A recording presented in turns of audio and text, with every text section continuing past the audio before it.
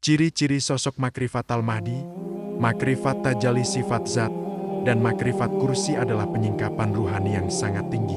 Ketiganya merupakan tahapan atau aspek dari penyempurnaan ruh yang telah melebur dalam penyaksian kehadiran Allah secara batin, bukan lahir. Pertama, ciri sosok makrifat al-Mahdi bukan hanya figur luar, tapi keadaan ruh yang dibangkitkan dalam nur hak batinnya telah dibersihkan dari segala hawa dan keakuan. Ia tidak mencintai dunia, tidak pula tergoda oleh nama dan pujian.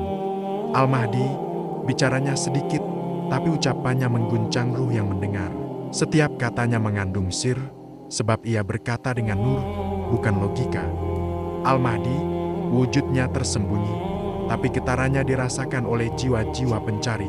Ia tidak menampakkan keistimewaan, justru ia tampak biasa, ia telah fana, namun dalam baka bersama Allah. Dirinya bukan lagi aku, melainkan abdi murni yang hidup hanya karena Allah. Ia tidak menetapkan dirinya sebagai Mahdi, justru Allah yang menampakkan dirinya sebagai cahaya petunjuk.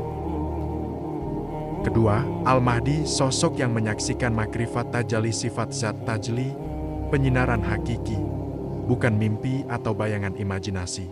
Al-Mahdi tidak lagi sibuk dengan disikir lisan, karena seluruh wujudnya telah menjadi disikir.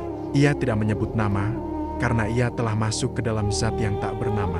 Ia melihat sifat Allah menyinari dirinya sendiri tanpa hijab, tanpa jarak. Sifat rahmah, ilmu, kudrah, hayat, semuanya tajalli dalam laku hidupnya. Al-Mahdi, matanya memandang makhluk, tapi hatinya menyaksikan wujud yang esa. Ia hidup di dua alam, lahir dan batin, namun batinnya selalu hadir padanya. Al-Mahdi, setiap geraknya adalah pantulan dari kehendak Allah, bukan kehendak dirinya. Ia telah digerakkan, bukan menggerakkan. Al-Mahdi, yang diberi makrifat kursi, bukan kursi fisik, tapi simbol pengetahuan agung dan penjagaan Allah terhadap semesta batin.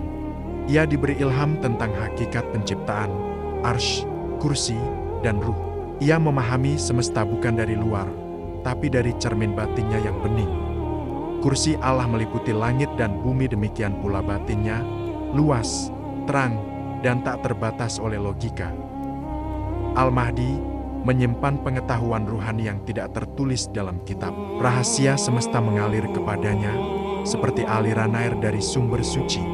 Al-Mahdi tahu kapan harus diam dan kapan harus bicara karena ia menjaga ilmu agar tidak dibocorkan pada yang belum siap.